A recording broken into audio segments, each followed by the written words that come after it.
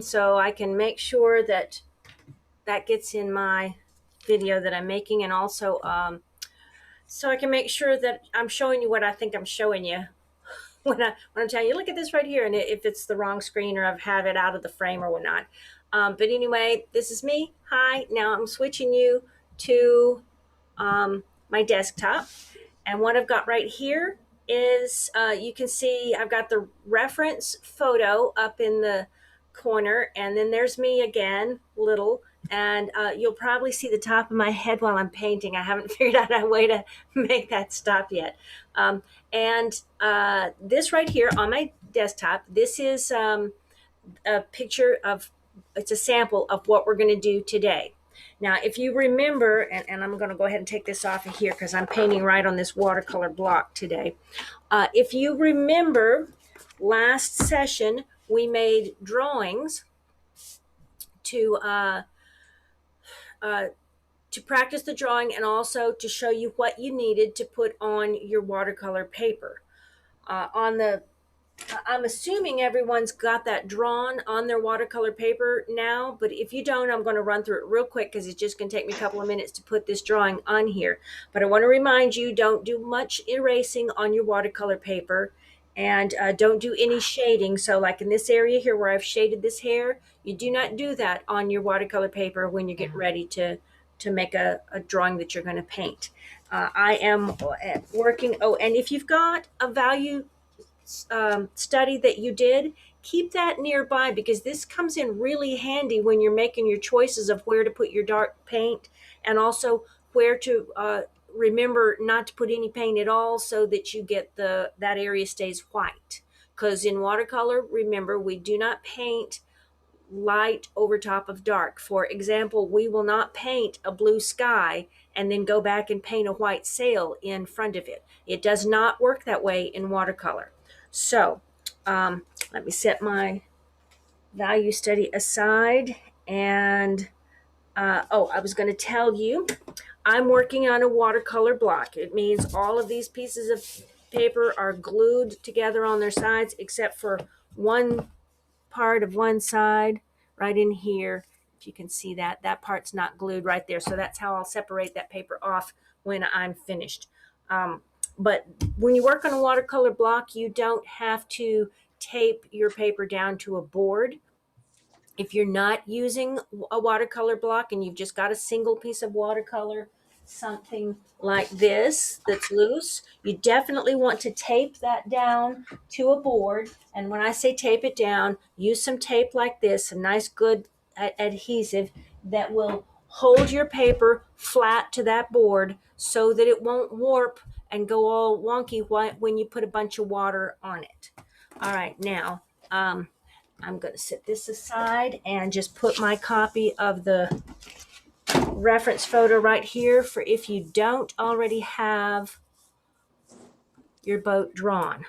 Remember, we just drew a figure 8 on its side. I got that one way closer to the side than I wanted. I think it's worth me stopping to fix it. And this is where I think I showed you last week. If you draw a couple of straight lines to kind of help you gauge the position of where you want your boat to be. So I'm going to just fudge a little bit. I want my boat to be about right here. So I'm going to put a figure 8 over on its side, and it's a narrow one. And then I'm just going to put the sides of the boat on. I'm going to put the panels. It really doesn't take long to draw it. And remember, you don't want to put in details because we're going to do the details with our paintbrushes. So I'm just putting in the sides and bottom of the boat there. And this is the water line. And there's the boat. And I'm going to take out that line right there because we don't need that. And we need a little bit of detail in the back end of the boat where there's openings. Do I have that in the frame? Yeah. I don't know what these are for, handholds or where you can tie stuff off. I have no idea, but I see them there, so I'm just putting them in there. Then to put a man in the boat, you just put a kind of a blocky shape right here. Put a curved line for some shoulders on him. Draw an arm over there. He needs a head, so I'm going to put a big circle, and I'm going to squish it right down on there because I think he's hunched in on himself because it's a cold weather day. Put a line for his ball cap, and a line for the bill, a little bitty line for his sunglasses.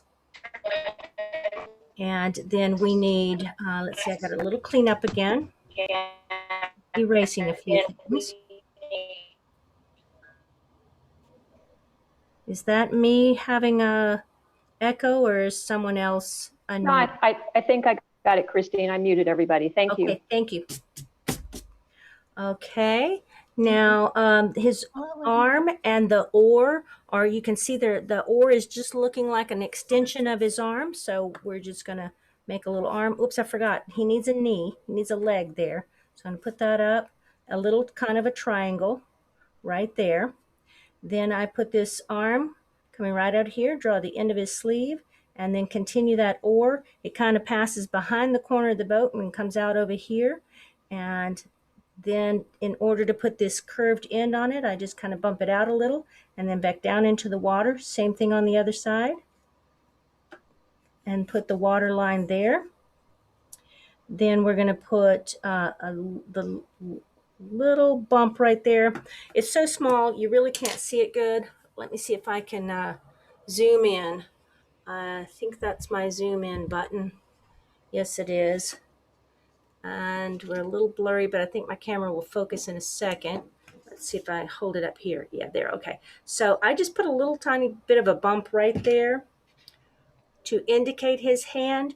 We don't need a whole lot of detail because it's tiny and it's far away. So don't stress too much about the detail on that. We're gonna put the right color paint on there, and it's gonna look like a hand. Now let's see. I need to draw a little bit right under here to put the underneath side of his sleeve and get that jacket looking like it's kind of bunched up there in front of him because he's sitting down. Erase those little bit of extra details. Oops, there's a little bit more. And I'm drawing very light because you need to draw very light on your watercolor paper. Now, to put the mast in, we want to go looking at your reference photo, using the front and back of the side of the boat as a reference. You'll see that that mast is a little bit closer to the front of the boat, so we want to make it come up a little closer to the front. And for size, you measure the length of the boat on the reference, then you measure the height of the mast, and you can see it's a little bit higher. Maybe I should put the pencil on this side. You can see that mast is a little bit higher, a little bit longer than the length of the boat. So I'm going to measure the length of the boat that I drew, and then I'm going to measure to a spot a little bit higher than that for my drawing. And I also don't want the line to go straight up, so that marks a little bit in the wrong place, but that's okay. I'll erase it in a minute. But there goes the mast right there. And then we need a boom. That's this line here. So again, measure on your boat, and you'll see the boom line is just a tiny bit longer than the length of the boat. So, and it comes out just a little bit, it starts a little bit above the side of the boat there and goes kind of in this shoulder and out the neck area over there. So that gives you an idea how to place it here. And it should end a little bit past the back end of the boat. So I've got a target to draw to right there, and I'm going to just start right here, and I'm going to make a line right over to that dot, and there's that boom is drawn in. We have this other line here, which is I'm measuring the mast and then measuring and seeing that that line is shorter. So let me measure the boom and see how it compares with that. And that line is longer. So we want something that's shorter than this, longer than this. So I'm going to just take the measurement of the mast there, and I'm going to put it right here. It needs to start a little bit above his head. and it comes out to in a line. If you imagine a line straight up from the back of his head, so that would be on my picture right here. So it needs to come out to right about there.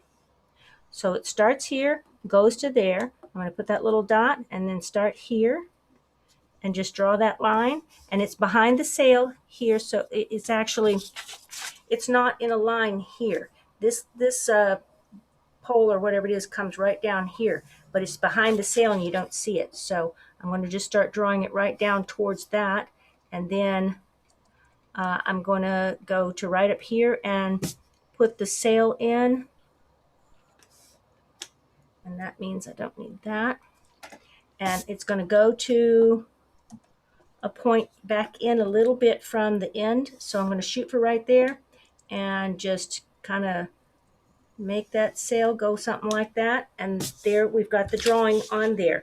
And again, I told you last week, I'm not going to draw in the trees and stuff in the background. We're going to put that in with our paintbrushes, but I am going to go ahead and draw this horizon line because that will help us a little bit.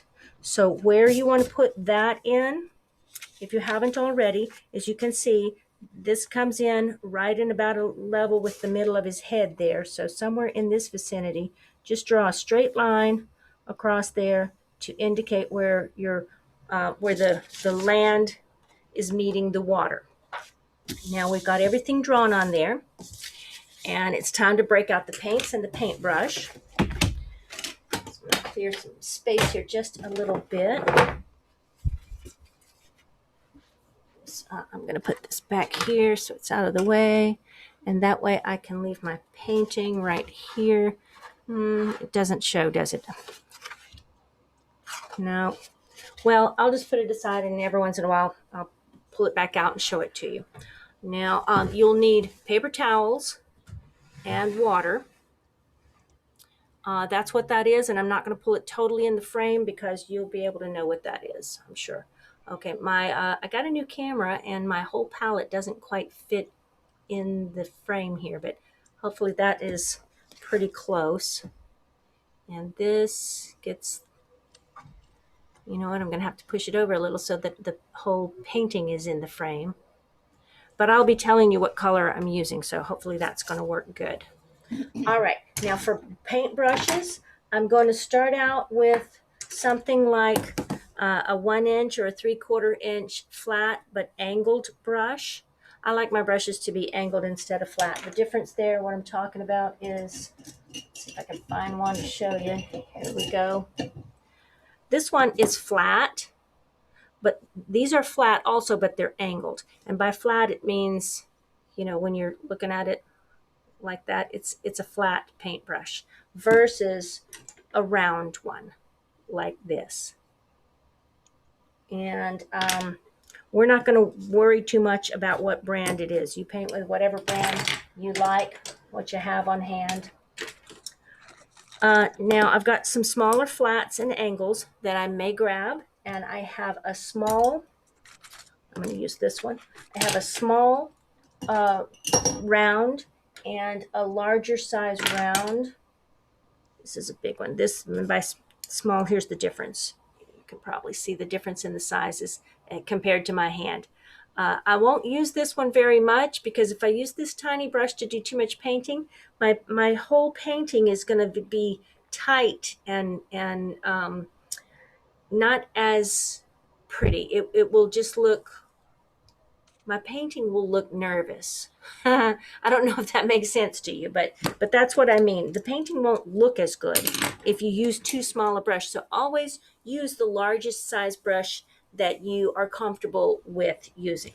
And I'm going to start out, like I said, with this 1 inch flat angled brush. And I'm also going to take a couple of little boxes. These I keep my erasers and my pencil sharpener and things like that in here. I'm going to just put them down there and prop my paper up just a little bit so I have just a slight angle going on, not a whole lot. It's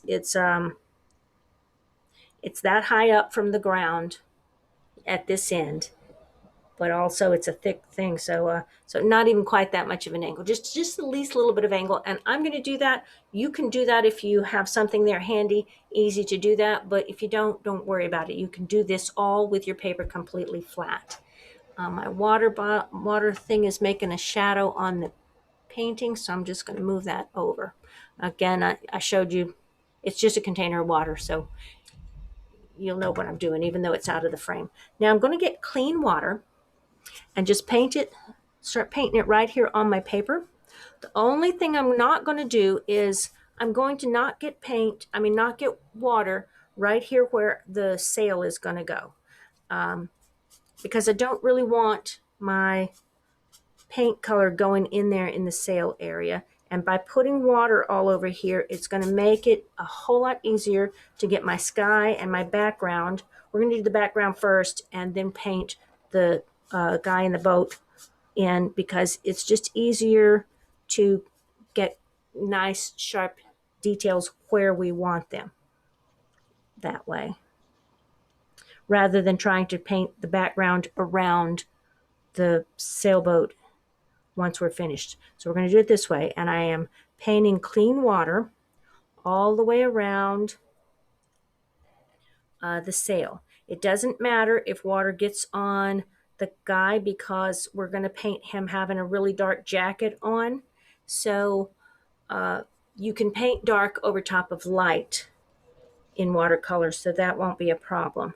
I'm going to skip the ore just because I like the idea of having the colors that I'm going to put in there for the ore be very clean and fresh. Are you having trouble seeing? I just glanced up at my camera and it kind of looks like it's going in and out of focus. If It's a that's little bit light and slightly out of focus. okay. Let's see if I can try this and see what happens.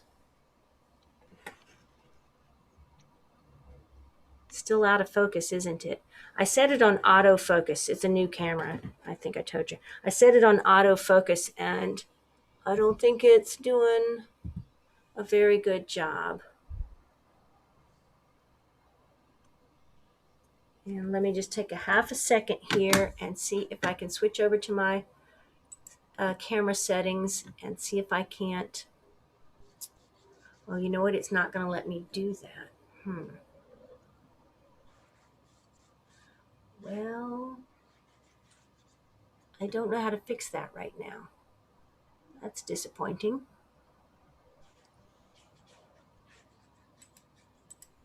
Let's just see if I can fix any little thing at all to make it look in better focus.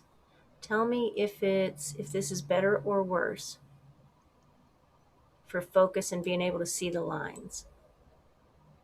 Honestly, I don't know about anybody else, but I think it might be worse. Okay. Let me put it back like it was.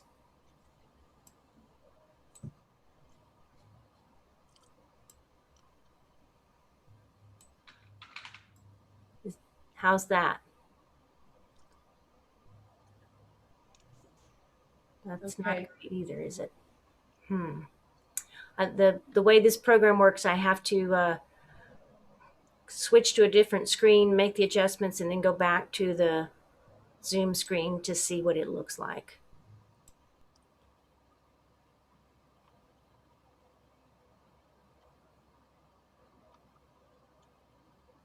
Still blurry.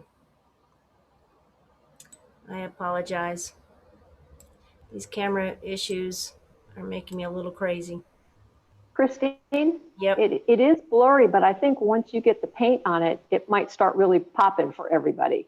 Yep, I think so too.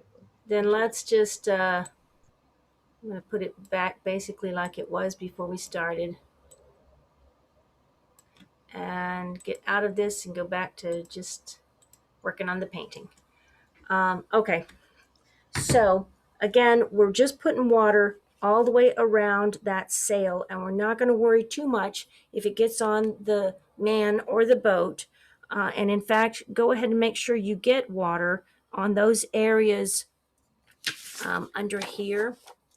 Like there's some of the water showing through right in there and a little bit right here and here. So you want to make sure you get some water on there, and we're going to put some color on there because it's a whole lot easier to do it now than it will be to try and go back in there and get something in those little areas and have it look like it flows easily with the rest of the uh, sky and water.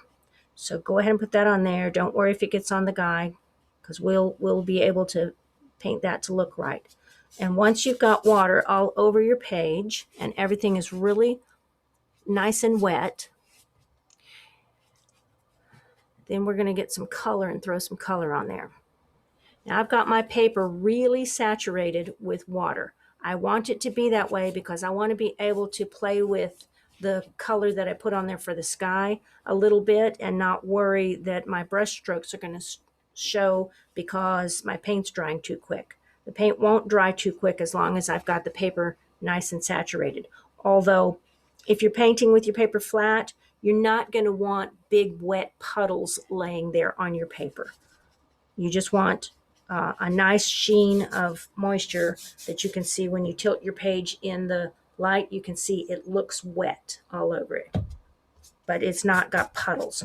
Okay, then I'm going to take some blue, and I'm using a Verditer blue, which is like a light sky blue. I'm just going to throw some in there and then get some water on the brush and just start spreading that around. And I don't have to be cautious about the direction of my strokes because my page is plenty saturated. And then I'm going to put a little bit more down here, a little bit lower, and leave some area in there white because I want that to look like clouds are going across the sky there. And it's also okay if what you're putting on there right now gets really light, because the sky is light, but also this is our underpainting. So we're not going to be looking for this to have a whole lot of strong color right now.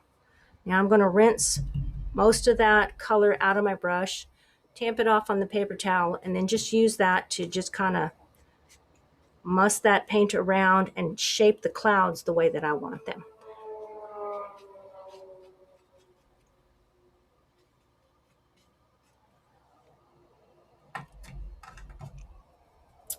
And when I paint my sail, I'm going to have some shadow right in here, so it's going to be a little bit darker here than it is right here, so that's going to be good.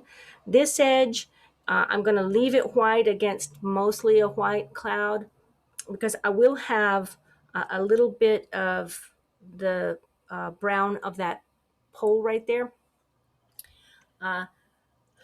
So that's going to show up good. Otherwise, it's not normally good to have your edges be lost because this is white and this is white and they're the same value and you're not going to be able to see that.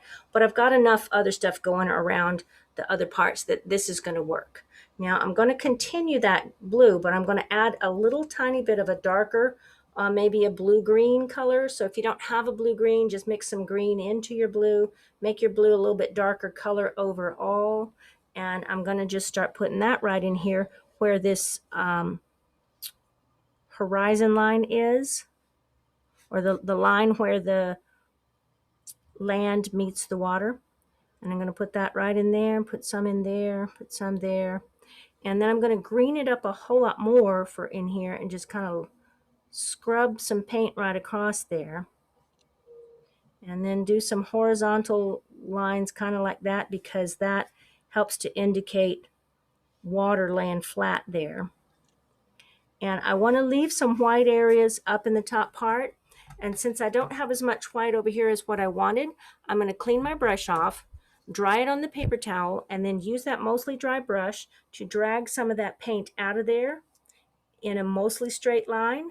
And that will help to create some ripples and some lighter areas because as you can see, the water is it's not all one solid color, and we've got mostly left to right lines indicating this water there, and that it's it's got a little bit of ripples in it, but it's water lays flat. It's not really, unless you're out in the ocean and you got big waves, the water's not standing up. It's laying flat. So you can use a clean, mostly dry brush to move some of that paint around if you didn't like where it came out. Make sure the bottom is still wet, and then take some more paint and just kind of get yourself some left to right lines going to put some water in there with a little bit of ripples showing. And you can vary up the color of it and put some greener in parts than you want in others.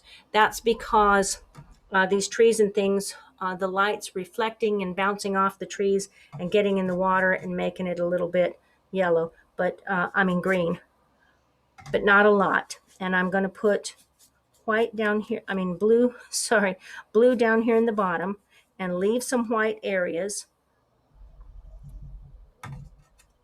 because that's where light's hitting on the water. So now you can see there's some bumpy spots here. I've got that much water on here that my paper's trying to warp up. That is because I put a lot of water on, and now I'm going to need to let this dry to not bone dry, but a lot drier than it is right now, so that I can paint the next layer on top, because this, what we've done is our underpainting, and we've painted the background, and we're going to paint a lot of more stuff over top of this to make this look more like water and have it a darker, some color with more punch to it. But we need to let it dry. And one way that I can gauge if the paper's ready is if it's mostly laid back down flat. And also I touch it with the backs of my hands. Right here, I just touch it lightly. And if it feels cold and damp, it's still too wet. So when it's not feeling quite so cold and damp, then it's okay to put the next layer on. But sometimes when you're glazing, I think I'm trying to think what class we did this for. Maybe for the toucan, when we did that class, I told you let it get completely bone dry before you paint your background on that. That's a different technique than what we're working on today. So for this type of painting, this type of background and going back in and putting the color on, we don't need it the whole way bone dry. And in fact, when it's still a little bit wet, when you put some color on there, it'll kind of melt down into that damp paper and get the right effect that we're looking for. So that's what we're doing there. Now, since my paper is still too wet to continue, does anybody have any questions at this point?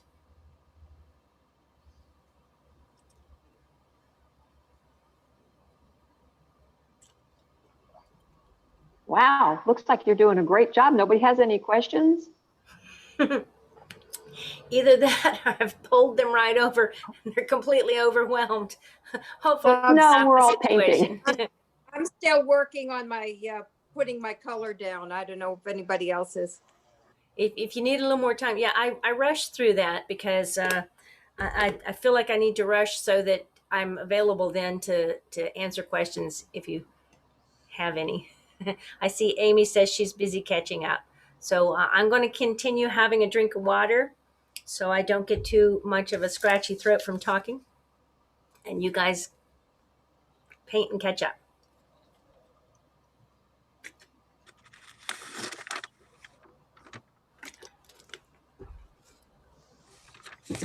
And I guess I can turn the chat on and just see if there's any more questions. No, Christine, I checked. I'll let you know. Okay. Someone There's made other a request for the reference photo. Ann Oakes, did you get that, Jackie? She wants the reference photo. Ann, did you send that to everybody or just Christine? Amy, I did send it to you. I'll go with you through the chat, okay? Amy or Ann? This is Ann Oakes. Oh, Ann Oakes. Okay, Ann, just chat with me, okay? And I'll take care of it for you. And everybody, if you have stuff, make sure what you're doing is putting it to everybody. Then that way Julie and I can see it. We don't have to bother Christine because there's a lot of stuff going on in the chat that she doesn't really need to fool with. Well, I mean, if you're welcome to it, Christine, but it's not something that matters right now. Well, I didn't see it until just now. So, you know, if you put it in the chat to everybody so that Julie and Jackie can see it as as the hosts, they're helping me answer your questions and calling things to my attention. Okay, so Elaine, It's the right. Elaine would like to know, she's trying to figure out where did you add the green? And Okay. let's see, Sally wants to know, how did you get your picture instead of your name on the screen to appear? I'm not sure what that means. Could it mean, wait, could it mean, Sally, that your video isn't turned on? You have to turn on your video and then we can see you? Is that what you mean? Also, go in your Zoom settings on your Zoom account, and in your settings on your Zoom account, there'll be a place to edit your profile, and you can put your picture there. If that's what you're talking about, a picture of yourself that shows up with your name. Otherwise, my name shows up because this is my device, I think, and I have named my device my name. So, because that's why sometimes you see it just says iPad. Someone's accepted the default name of their device. But anyway, back to the painting questions. In order to put a little bit of green in, I just put a little green. Let me show you on the reference photo here. As I was painting, when I got down in this part, I used the same blue that I had used from the sky.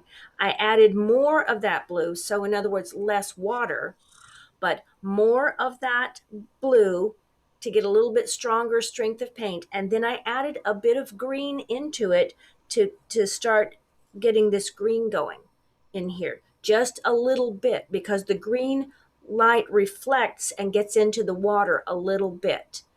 When we go to the next step, which my paper is almost ready for that, when we get to the next step, we're going to paint these mountains in the distance here. And what will happen is I'm going to start with the same blue that I used for the sky. I'm just going to darken it up a little bit with a little bit more dark blue into the mix. And then I'm going to paint the distant mountains. And then I'm going to add a little bit of green to that.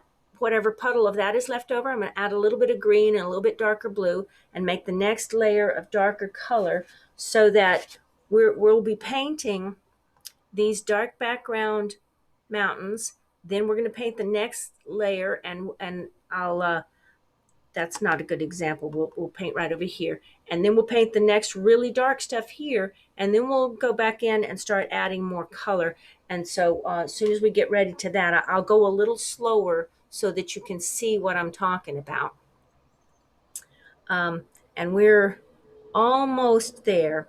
I really put a lot of water on this paper. I guess because I was talking. Anyway, so I hope everybody is just about caught up and ready to move to the next step. Although if your paper isn't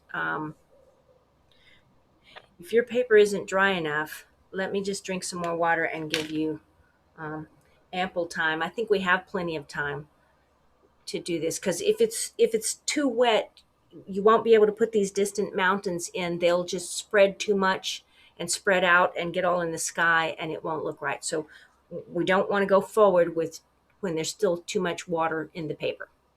Christine, while you do that, while you have your water, I think that's something that probably all of us struggle with, is just how to control how much water you get on the paper. I know I do, and each kind of paper is different. And I find that some of these blocks, while you think they're going to be great, I have a real problem with them, and inevitably end up with too much water on them in this phase. Yeah. So maybe at some point that's something you can help us address. Okay. Some of the major questions can be solved just by buying the right paper. This paper I love. It's not quite going into focus as well as I wish that it would. Give it a second here and see if it'll. Yeah, there we go. Okay. See how it says rough right here? And it's, where's the weight? Right here, 140 pound, and the brand is Arches. All of those things are good, and this is a watercolor block. I don't have too much trouble with that brand. This block I'm using today is a new brand I'm trying, and so far I like it pretty good. It's Aquarello Fabriano. Let's see, yeah, you can read that. And it's also 140 pounds. but this one is cold pressed. So it's not as rough a surface as the rough paper. But I bought that other one because when I went to get paper, they didn't have cold press in the arches that I wanted. When you paint with what we frequently use when we're in the library, I bring this paper right here. This is decent quality paper, but it's not going to behave the same as those other papers, even though it is still 140 pound and it's watercolor paper and it's cold press. You can see that. This Canson brand, it's okay. I actually, this isn't the one. I took some glue. These come in loose sheets. And so I take these out and tape them down to a board. And that helps prevent, give me 1 second. That helps prevent a lot of the warping, but you still get it when you put a lot of water, and when you're doing a really wet into wet technique, you're going to constantly be struggling to not get your paper warping. I bought this is one of those Canson pads. I bought some glue and I clamped this thing together and I smeared glue all over all the sides, except for I left a little opening right there. I made my own watercolor block, and that makes this paper work better, I think. So those are just some tips. But I will say to you too, it is extremely important that whatever paper you buy, because like the Canson paper is less expensive, the Arches paper is very expensive. Whichever paper you buy, be consistent with it. Don't be switching back and forth from one brand to another brand, because the papers respond differently to the amounts of water and to how they receive or take the paint. And you're not going to get consistent results, and you're going to think it's yourself that not knowing how to paint, but that isn't it. It's you need to use the same paper for a while so that you get familiar with how it reacts to the water and to the paint. And you'll save yourself a lot of heartache and stress and telling yourself, oh, I just can't paint watercolor, it's too hard. It's not that. It's, you need to be consistent. Always use the same kind of paper until you've gotten familiar with and comfortable with. And you'll find even that's also true a little bit to the quality of paint that you're using and the type of brushes that you're using. So just get some and then stick with that, and learn to get the results you want with those things. And the only time I would say to change to a different paper is if you've really worked on it for a while and you just don't find you're getting what you want. Then maybe switch to a different brand, but paint on that brand of paper for a while, and don't be constantly switching back and forth. That'll give you trouble. All right, this paper is, I can tell from the feel it's ready. It's still a little bit warped, but I'm just going to go forward with it. Got a little bit of a eraser dirt on top of there. Okay, so what I want to do next is I'm going to take my, where did I put it? There, my smaller flat angle brush, and I'm going to go back into that blue paint. Just get myself another little puddle going here. And darken that up a bit. There, that's good. I don't want this first batch to be very green at all because it's the distant mountains. And we also don't want it really strong because we need the value of it to be a little bit lighter in order to indicate that it's farther away. Someone explained to me one time that we were talking about atmospheric perspective. And what that means is to paint something that the atmosphere of your painting is what gives the depth and the look of perspective to it. And how you can think about that to understand it is if you're looking at from right where you are right to a tree that's right in front of you, like 5 feet in front of you, and then look past that to a mountain that's way far away. Think about how much atmosphere or air is in between you and the tree versus how much air is in between you and those faraway mountains. And there's always particles of dust and stuff like that floating in that air. And those dust particles and things are going to kind of act as like a filter to kind of blur out what you see that's far away. And so the farther away it is, the more of that dust is going to be in the air, and the more it's going to blur out and gray down what you're seeing that's farther away. So we're going to put some mountains in the distance here that are not very strong pigment. They're not very dark, and they've got almost a little bit of a grayer look to them. So I'm going to take this blue color that I just mixed up, and I'm going to see where my line is. That's where the land hits the water. And a little bit above that, I'm going to just start scrubbing in some distant mountains.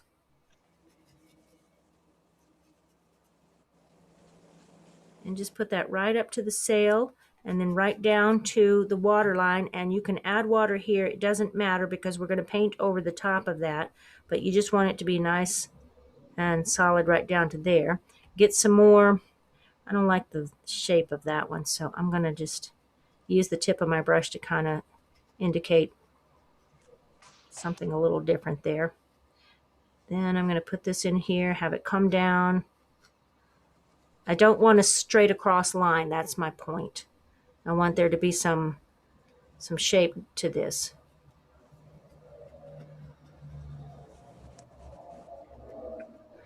And then just fill that right in, and you can water it down to fill it right down to the line where it meets the water.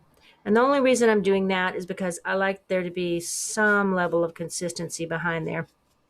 But it's really not even necessary. We're going to paint some more stuff over top of it, and it isn't going to be a problem. Okay, now I'm going to darken that puddle with some more blue, and I'm going to put a little bit of a greenish colored paint. I've got some transparent turquoise here that I'm going to throw in there. But I don't want to green it up too much because that's making it warm. And I do want this a warm color because I think, what is that saying? Cool colors come forward, warm colors recede. I think I have that right. But you don't want it really strong. By that, I mean you want it to be diluted enough that it's not going to jump too forward too quickly. So I'm taking that blue that I've greened up a little bit, and I'm going to put another line of trees and mountains right up in here. And once again, bring it right down to the bottom edge there. And I'm going to think that it gets a lot lower right there, and then I'm going to send it back up. And in fact, I want it to go way up right here because I'm going to put some yellow on there to indicate light, sunlight hitting those treetops. So I'm just going to bring that right up underneath there. And I like that. Although I don't like that you can't see it really good on my screen. So I'm going to make one more attempt to quickly make some adjustments to get it where you can see that better.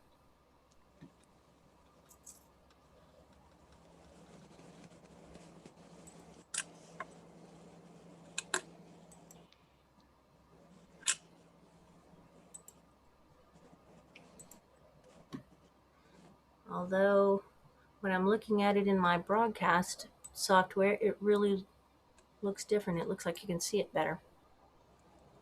Not sure what's going on there.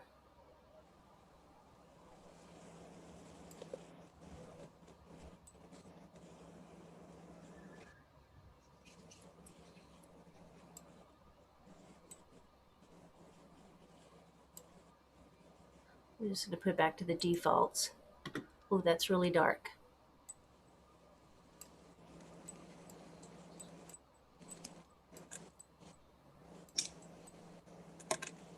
Really dark is easy to see, though.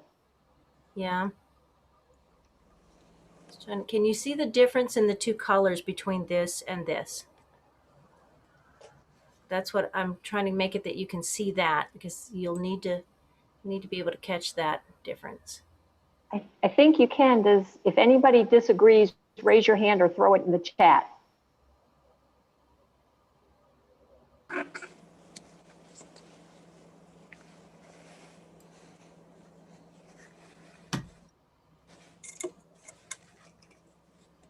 Amy thinks darker is better, and I do too, Christine. I think you can see it better when it's darker. Okay, let me just go right back to this. Diane doesn't see a difference. Okay, that's really dark, but do you like it like that, or do I need to brighten it up just a little bit? Actually, I'm thinking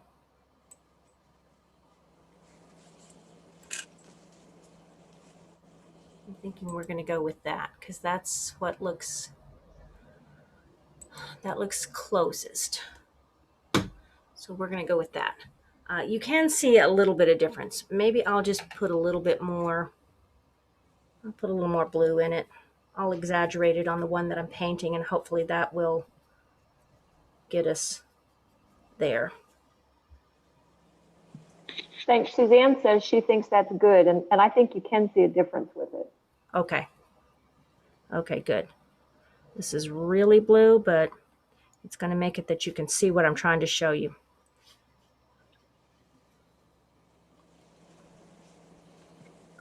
I'm going to be experimenting more and more with my new camera and getting that where I'm much more familiar with the settings. But at least it's not flickering and freezing up.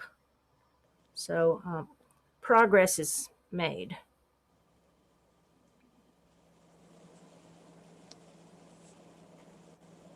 And I'm just scrubbing this color into what is still wet from the stuff that I put on before. And that helps it give the appearance that I want it to have. That looks pretty good. And what I'm going to do now is I'm going to take and add some violet to that and kind of darken it way up. I think I might have gone overboard.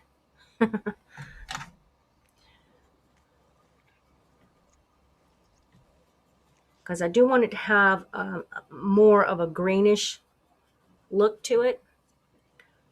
And then I'm going to just start putting some of that in there. And this is the really close-up stuff.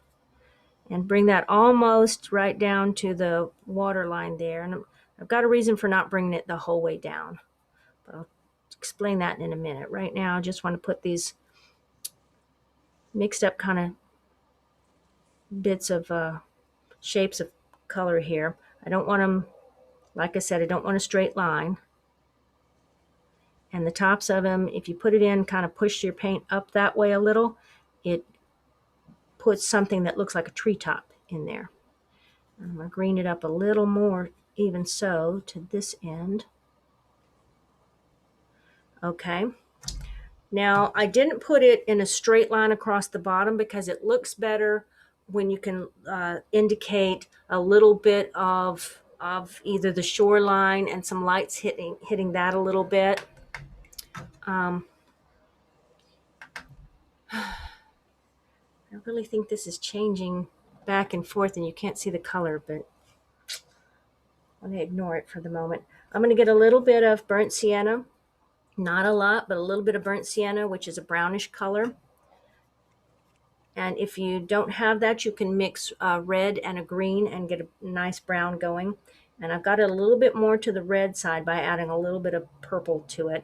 And I'm going to just touch some of that in spots to kind of help indicate that there's some dirt at the shore line over there. And again, you don't want a straight line. You don't want it everything the same. You don't want a solid line. So leave some gaps and put it a little darker in some spots than others.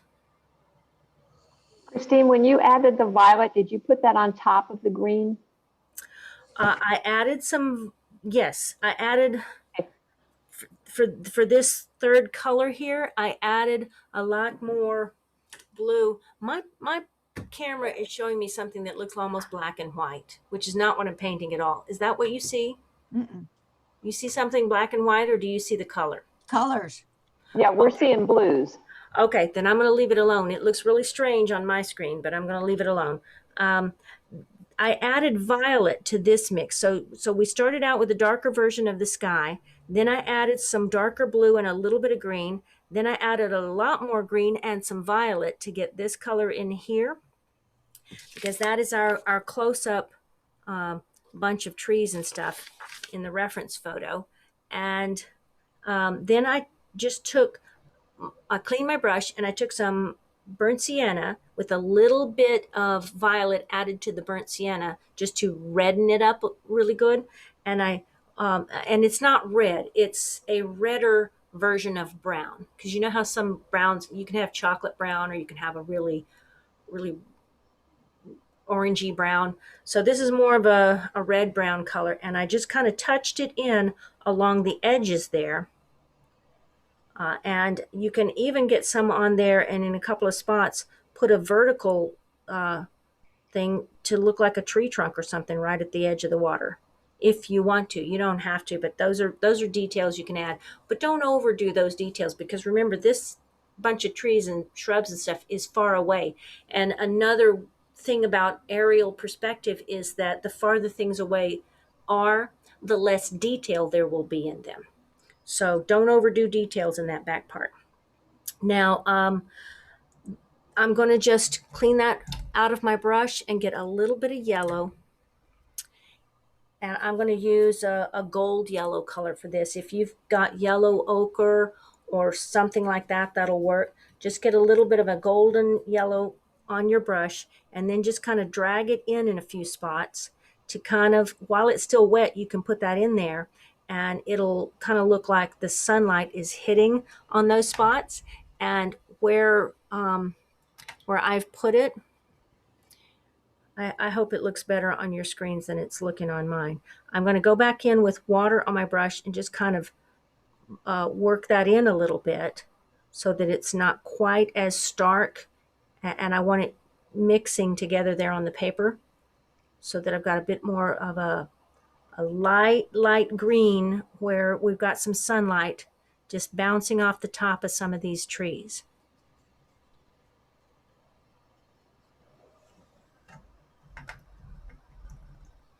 That also brings them forward a little bit if you use too much strong color. So that's why we take a clean brush and go back in and kind of work it in a little bit to get it so that it's not messing up the appearance of distance, because we still want it to look like it's far away. Now, if you wanted to, you could put some bright green in a couple of these spots here, but I like it just like it is. So I'm not going to add that to mine. But, do this painting more than one time. Play around with it on your own after today, and try out different things and experiment until you get it to where that you like it. Amy, I saw your message that said your paper is pilling.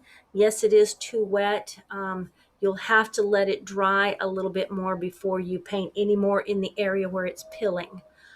We're going to work on this area down here, so hopefully this part of your paper is dry enough that you can work here. Otherwise, just watch what we're doing and then do it once your paper's dry enough. Okay, now I'm going to get some I got plenty of water on my brush, and I'm going to take a little bit of this last color and I'm put it in a different spot on my palette and add more water and look at how the color goes. And I'm looking at it and thinking it needs a bit more yellow, so I'm just going to yellow it up and lighten it a little bit more. And it's still a blue-green, but I put more yellow in it. It looks more green now, so we're not going to use a whole lot of it, but I want you to lay your brush flat. So I'm holding it like this, and I'm going to lay it on my paper like this, and I'm going to just use the flat side of the brush, not the tips, but the flat side of the brush, to just scoot a little bit of color in here. This is going to be some indication of reflection of these trees and things down into the water here. And when you start running out of paint, that's good, because you're going to be dry brushing, and you want to dry brush a little on there. And then I'm going to get it a little bit wet again. Put a little bit of, just get little bits of green dabbed in there, kind of up close to the trees area. And add water as you need to spread it around a little bit. And someone needs to check their mute button because Don't forget, everybody, we need to mute. It looks to me like I've got everybody muted, so I'm not sure where that sound is coming from. But fixed. All right. Okay. Now I'm going to, while that's good and wet, I'm going to take some of my original blue color and I'm going to just lay a little bit of more blue right on there. And I'm not putting solid, I'm not just going to paint it solid. I want to get some variation of color going here. Some darker areas, some lighter areas, some bluer areas, some greener areas, because we've got a lot of light and this water is not completely smooth like glass. It's a little choppy, so we've got things are reflecting and looking not looking smooth like this. So we're just trying to give an indication of that. And you don't need to look at this and try to put a mark on the paper everywhere there's a little mark. That doesn't really work good. You can't get a nice loose flow going. So just get some paint, put it on the side of your brush, and kind of dry brush in some left to right strokes that are going to help put these ripples in. And when you get down here, even with the boat, oh, and don't forget, leave some spaces white. When you get down here, even with the boat, you want to really darken up your paint and even have maybe a little bit more of that violet in here, because this boat is making a shadow on the water, so it's going to be really dark right up under there. And I don't have mine quite dark enough yet. So I'm going to go ahead and put this on here. And again, I'm using the flat side of my brush, but I'm going to get some more of the violet and put it in there and put that in that paint right up at the bottom edge of the boat where the water line hits the boat. And then I'm just going to scoot it right on up on that first bottom part of the boat, because that under there is really dark and you're not going to see a distinct line from where the boat stops and the water starts, not right up there at the edge there. So I'm just touching in some extra dark color right up in there, and I'm not paying attention to make sure it stops and starts in any certain spot, because we wouldn't be able to see that in real life. So we don't need it that way in our painting. And now I'm going to add some more water and go right back over onto here and just spread that back and forth in the horizontal lines. And keep in mind there's a reflection of the boat kind of down this way, so you want to make it darker. It's going to be wider at this part and more narrow as it gets down to the near the bottom of your page. And it also will get a little bit lighter in color, so I'm going to go more blue, less purple down in this part.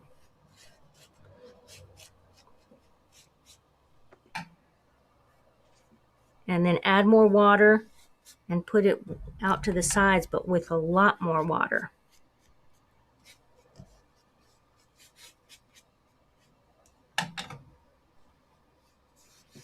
And try to leave some white spots in there.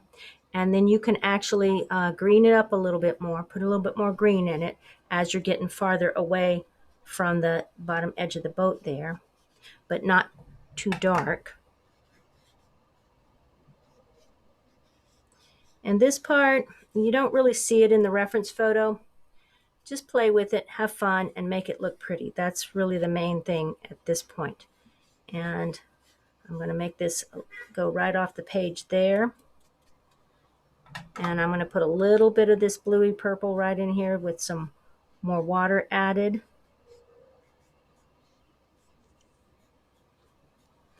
Then I'm going to just scrub all that color out of there. And before it's too dry, I'm going to get actually some of the burnt sienna, the brownish color, because some of the boat is brown wood color, and that's going to be reflecting into the water. So I'm going to just put some in a few places here. And you know, you're not really going to see it exactly like this in your reference photo. It's okay, you don't need to. And then wash some of that out so you got just water in your brush, maybe not quite so much, and spread that out a little so that you got some good color reactions going on. And I'm going to get some of my gold color and put a little bit of that in here because I like it, but I got too much, so I'm just going to use my brush to lift some of it back out. Put some more water and spread it out a little. Take a little more burnt sienna and put it right there. And then I'm going to go back into the blue and just blue up some spots. And this is kind of where you're just playing, make it look like something you like. And the more you play and do this, the more you'll get to know what things you like, what looks good when you do it, and what you maybe want to not try the next time. But I've got something that I like the way it's going on here. Usually I put a little bit of pink in it, but I forgot this time to put any pink in the sky. And if I were to put the pink here, it wouldn't look right without it in the sky. So I'm going to leave that out. But I've got some good color going on. So I'm going to call myself done with my water. I don't really want it. Well, I'll put a little bit more ripples back in the back there with a little bit of the blue-green. But I don't want to overdo it. So you can put some lines like that just so we keep looking like it's water. And you can darken up the area close to the shoreline, but I don't always like how that looks. And in fact, I'll just show you if what I do instead is to wash the paint out of my brush and use just water on the brush, go right along the edge there and kind of lighten it. I actually like the look of that pretty good. So I'm going to do that here.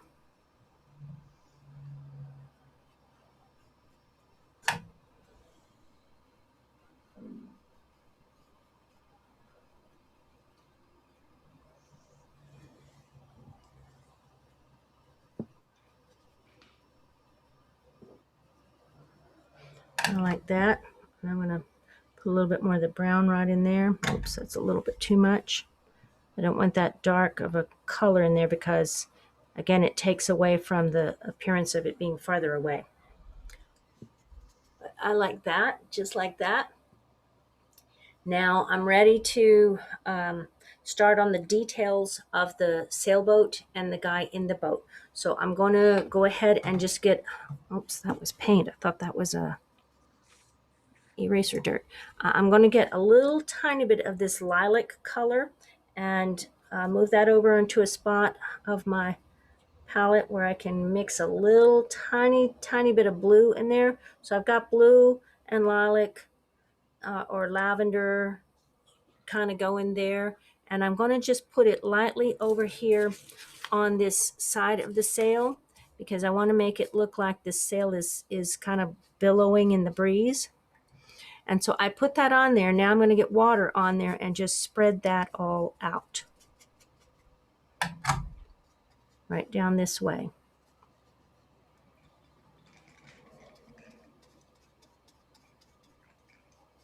Then I'm going to put just the least little bit of yellow in it right there and spread that out.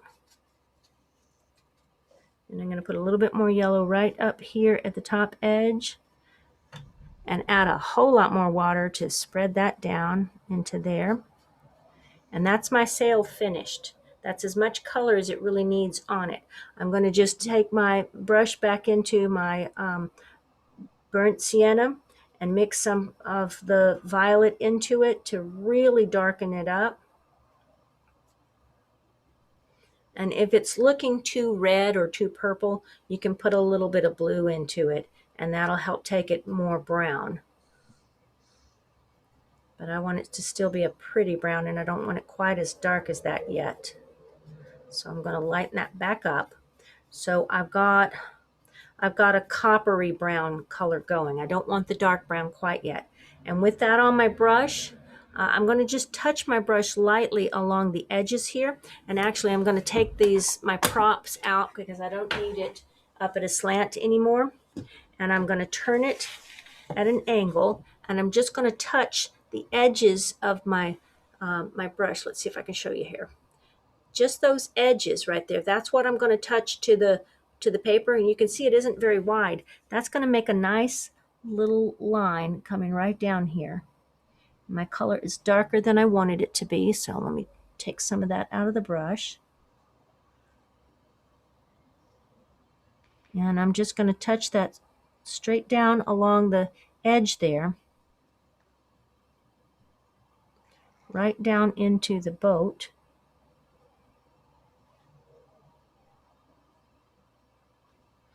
And then I'm going to do the same thing with this other spar, or whatever it happens to be called. I don't know what it is. I'm going to put that right coming out down here. Kind of can't see my line where it got to, but that's okay. I know where I drew it, so I'll just put it in there. Now my brush was not quite like I wanted it, so I've got a little bit of a messy thing, so I'm going to rinse all that paint out of there and clean that up a little bit to get it like I like it. Just with clean water on my brush, that fixes, it's like an eraser. Okay, so that's good. This part's good, but I'm going to use the clean brush a little bit on one edge to create a bit of a highlight, because it's against that dark color there and you don't see it real well. So I'm just wiggling my brush a little bit. I'm not really scrubbing, I'm just wiggling a little tiny bit. Let's see if I can zoom in and see if I can show that to you. You don't see it real well. How about if I hold it up here? There, okay. So I just put my brush here and wiggle it, and it's not dripping water, it's just barely damp. And I wiggle it a little bit right there, and it'll lift a little bit of paint. But I got to be careful or I'll do too much. And if you're not getting the results you like with that, there's another way to do it, which we'll do after it's dry. So let me zoom back out. Actually, let's stay zoomed in for finishing the boat. Okay, so we need a little bit of that color, and we want to add a little bit of yellow into that brown that we used for the mast and that other thing. Add a little bit of yellow in there so that your boom is not quite as not quite the same color. And I'm going to paint it in a way that it allows a little bit of the sail to show underneath the bottom edge there. And then the same thing out here at the end. We want to lift a little color so that we got a lighter thing happening against that dark background.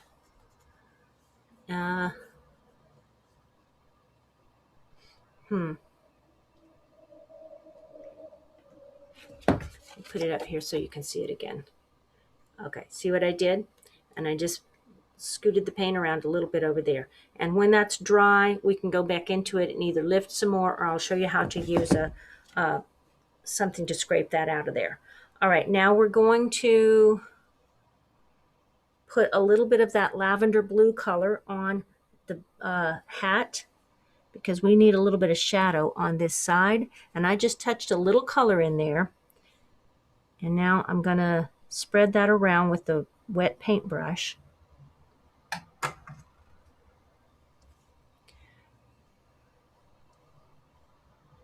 Till I get some shadow going, and put a little bit out into the bill area. You don't need to worry with getting it real exact. It kind of looks better when you just do a loose approach and just kind of put a little bit in there, and leave this side of his hat mostly white, like unpainted if you can. So you've got a little bit of shape being created to his head there. And I'm not seeing it on my screen. So let's go back here. I'm going to have to just hold it up in front of the camera. If I hold it really close, you can see it better. So I'll make that adjustment before next time. I'll adjust where my camera is, how close I can get it to the paper. All right, so now we're going to take the, well, while we still have this brush in our hand, get some more of that burnt sienna. And you can use just the straight burnt sienna for this, and just touch it on to this back of the boat. And when you're part of the way over, don't forget those little holes, those openings in the back there. When you're part of the way over, add some of your gold yellow color to the mix, and that'll change up the color a little bit and add interest, so you're not just painting a solid color across there. Then add a little bit of a purpley color to it to darken it up some. And don't forget you have those openings, so put those there. Get the back of your boat put on, and then I'm going to just kind of dry brush a little bit in right there, just because I like the look of it like that. And that's, I'm leaving my back of my boat done. Well, get most of the paint out of the brush, get it mostly dry, and give that another little tap to knock it down just a little bit right there. But that's how I'm going to do the back of my boat. Then I'm going to take that same batch of colors and fill in the front of the boat. And I think I had you, when we drew it last week, we drew a little plank seat across there. And I'm going to put that in with my gold yellow color. Then I'm going to paint around that with this darker color to fill in the interior of the boat. You can even put a lot of purple in there to make it dark, because we don't really see anything down in there, so we don't need much details. Now what I'm going to do is, I was going to do the man, but let's finish this boat. Take some of your burnt sienna color and just the same way we did the mast, just touch on this oar, and then I want you to paint the whole oar that color.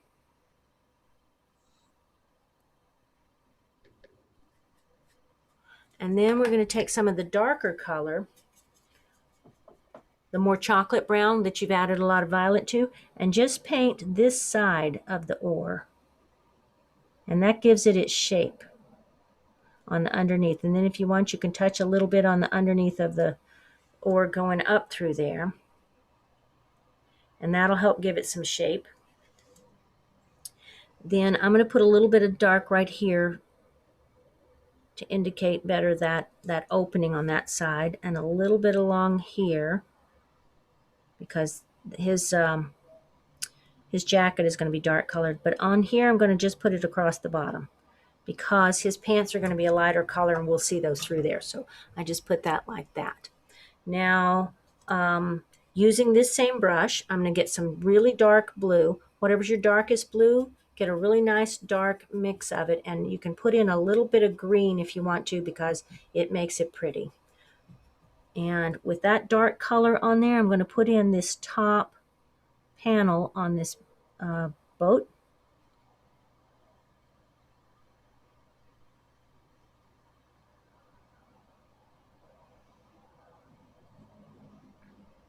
Christine, you have 10 minutes. Okay. Then we're going to get some more blue and touch in more blue at this end, because we want to have some interest going on, so we don't want it a solid color. And then I'm going to wipe most of that paint off my brush. I did not add water, I just washed most of the paint off the brush, and I'm going to just draw that down to fill in the rest of the way there. So it's not like I just took a paintbrush and one solid color across there. I want to have it having that interest going on, so it's not solid. Then rinse that out of your brush, and with that all or nearly all out of there, pick up some of your gold color or your light brown, mix it with a little bit of green, not a whole lot, but a little bit of greenish tinge to this color, and do the next panel down.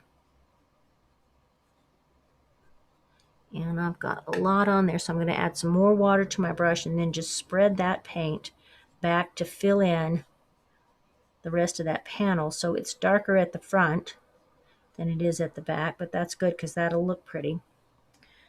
Then I want to get the darker color, so add a bit more green to it and put that bottom panel on. It's probably the same color as the next panel up, but it's more in shadow, so it's going to have a darker color, a darker appearance to it. And it's all down close to the water, so it's got some shadow and some color reflecting back up onto it. And that is good for that. So the boat is finished. So I'm going to hold that up so you can see it. Give it a second to focus. And it's not doing it. Why is it not doing it? Really close? It was popping into focus earlier. Anyway, I think you can see good enough to see I've got a little bit darker color on that third panel down there than I do on that panel. And now what we're going to do is we're going to put a little bit of light tannish color in here to show where his leg is, and we'll get some inside. Let me find my small brush. Where did I put it? Here it is. We'll get some inside of here because I want to indicate that that's his leg, and so you can see his pant leg through there. So we'll put a little bit of khaki color there. We're going to mix up a little bit of a light, pale skin tone, and put a little tiny dot of it right there at right there, right at the top of the oar. And then we'll put a little bit in the face, and then we'll darken it up with purple a little bit and put more back here. Then we're going to color dark for his hair and his jacket. But I'm going to put that down here so that I can paint, and hopefully you'll be able to see what I'm doing or know what I'm doing, even though it's not focusing as well as I would like it to. So I'm starting off with making a little bit of a skin tone. And you make your skin tone whatever color you want to make it be. Just keep it very light, at least at first. Put a little dab of it on right there where the hand is, and then put it on this face.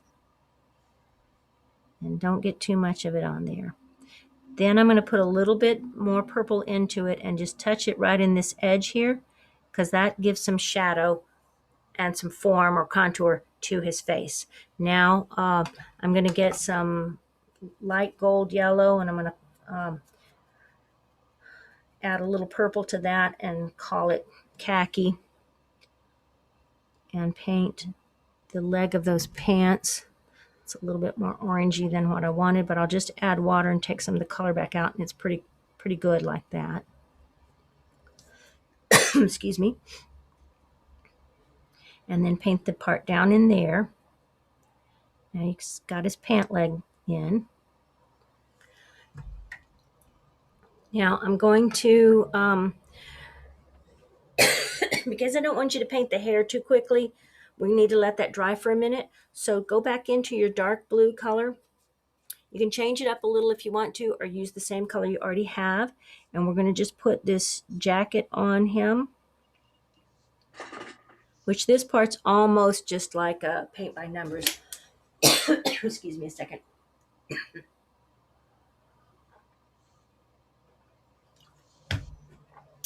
I'm going to put a little bit more violet in there just because I want it to be darkened up so it'll show.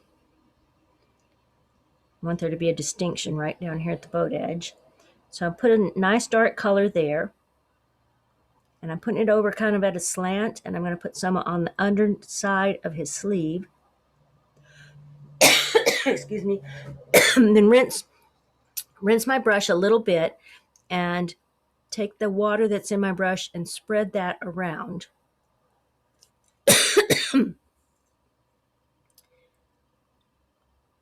And if you don't think it's dark enough, you can add more, drop more paint in. But paint that all the way down to where you paint his whole sleeve. I'm going to drop in a little bit more color because I just think I would like it all darker.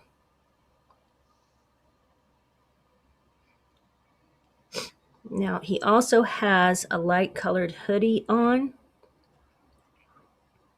So I'm going to take some much lighter blue.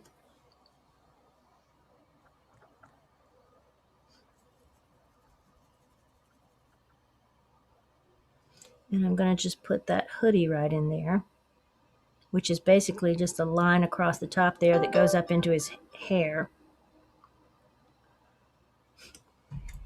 And because it's really wet, it's really blending on my paper. If it blends too much, just use your paintbrush to lift some back up off. But I like it like that. Now, the last thing is his hair and his sunglasses.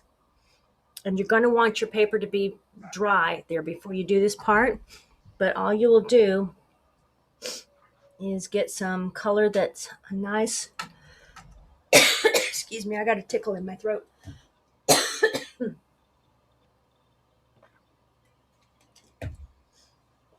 You want a nice dark color. And I'm going to actually add some of this red into this because it'll darken it right up. There. Now I've got a nice dark color there. I don't want too much on the brush. I'm going to just barely touch that line that I put right in the front of his face there. And then I'm going to put a little line going back. That's his sunglasses.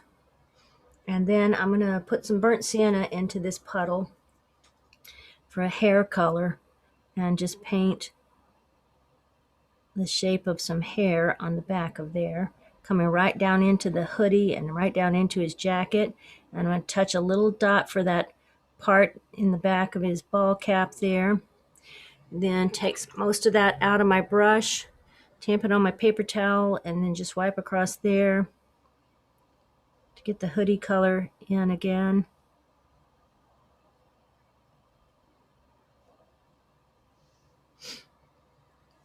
And he's pretty much done.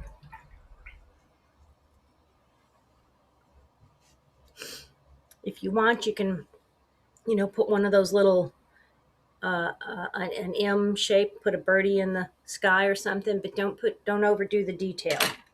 Christine, could you zoom in a little bit on your man, Yes. please? Let's see if my zoom will work now. There. It's not focusing as good as it did earlier. If I hold it right up here and hold it steady. Cool. I think the holding it steady part is where I'm having trouble now.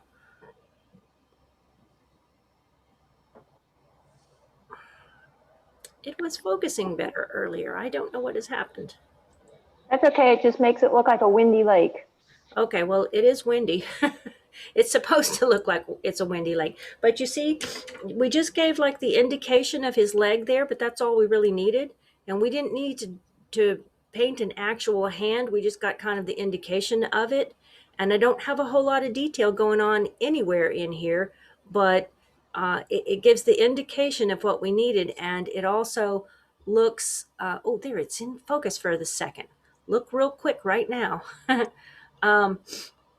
It gives us the right indication of what we needed. We don't want to put too much detail because that messes up the depth perception. It doesn't look right when we've got all the details matching. If this was sharply defined and detailed as this is, then we would not have that depth going on. Okay, so I'm finished. So everybody, if you'd like to unmute yourselves and ask questions, maybe one at a time.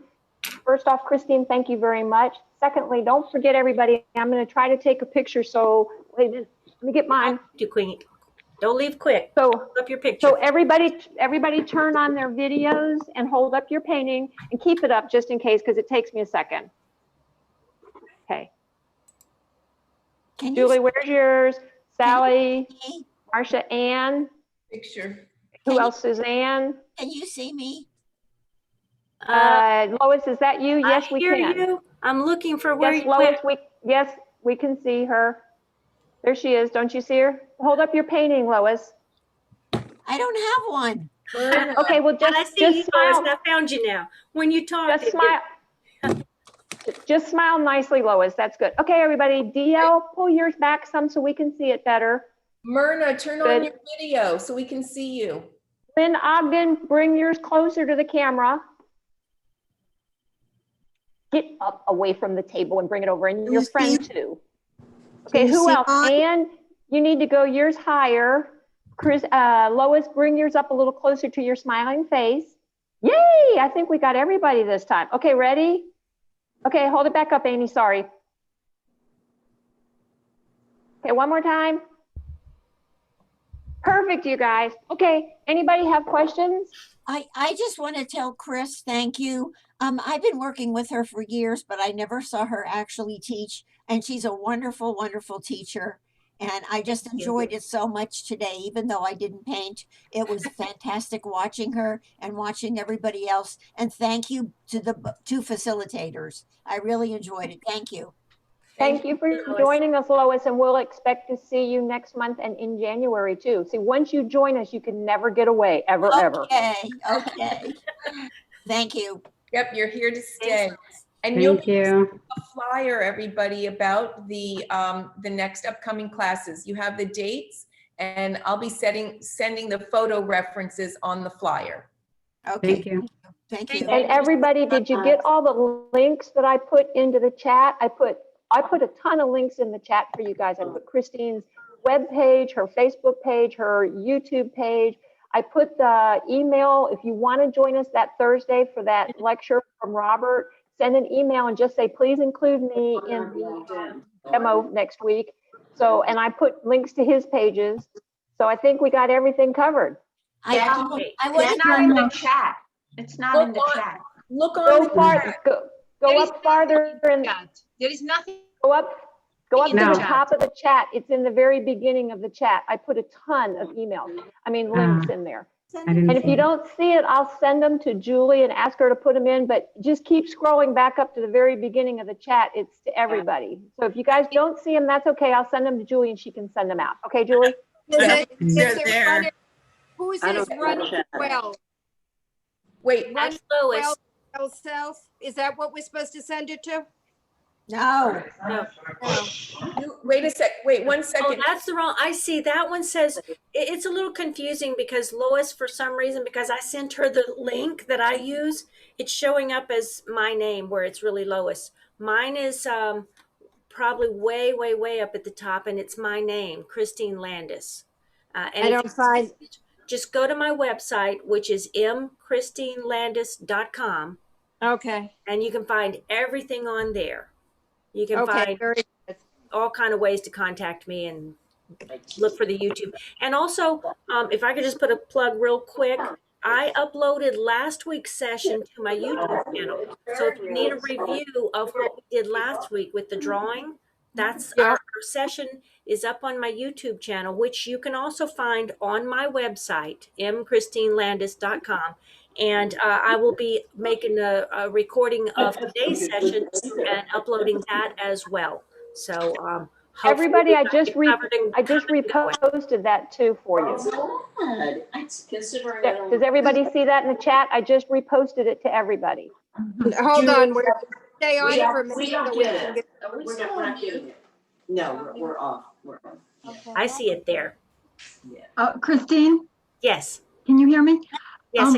How can we see what everybody else has done? The best way that I can tell you for that is if you have access to Facebook, you can go to my Facebook page, which Okay. you can also find on my website, which Jackie gave you the link to. And you can post pictures of your work on my Facebook page. And I love it when you do that. It's the Okay. same name, Christine Landis on Facebook. But you have to put a dot after M. My first name's Mary, and no one calls me Mary. So it's Christine Landis on Facebook. And I would love to see pictures of your work on there. That'd be great. Okay. Thank you, Christine. I appreciate it. It was Thanks, great. Ann. Thank you. Thanks, Thank everyone. you so Thank you, much. everybody. Bye, everybody. Bye. Have a safe and happy Thanksgiving. Oh, Yes, you happy too as Thanksgiving. well. Bye. Thank you. Bye. Bye. Bye. At what? Let's see. It's kind of fun to watch Only everybody save come the- in and go out. I'm sorry, I was talking. I didn't hear Still what you said, Jackie. Christine, I just want to show you, I did this because I did 2 pencil drawings. So I did this one on my own before yours. That looks great, Elaine. Just a little Great. different, doing a different background, different It's sail. beautiful. I'm very happy to see that because I love it when everyone takes this and does more with it than just Thank only you. when we're having class, you know? I'm glad to know you're working outside of the class time. Not working, funning. I'm Funning, funning. yes, I'm sorry. not working. That's Love Love it. important. Love it, Elaine. I liked your sail was fun. Everybody's sail is the same color, and yours was a lot of fun. Yours looks like a racing sail. Yeah. That's cute. Yeah, I guess If so. I had a sailboat, I would want it to be a racing sail. Yeah. It was just interesting. I wanted to see how mine would compare to when you tell us what to do, you know? Oh, I like So I both wanted to of see yours. what I came up with on my own, so. I like both of them. Beautiful. Paint some more. Thank you. We're creators. Mhm. Right. Hope to see you guys next time. Bye, Amy. Bye, everyone. Have a nice Bye, Elaine. Bye, Mercedes. Bye, Diane. See you guys all. Thank Bye. you. Thanks for doing this. The library too. Thank you, friends. Thanks for joining us. Thank you. Thank you. Thanks, Mercedes. You're welcome.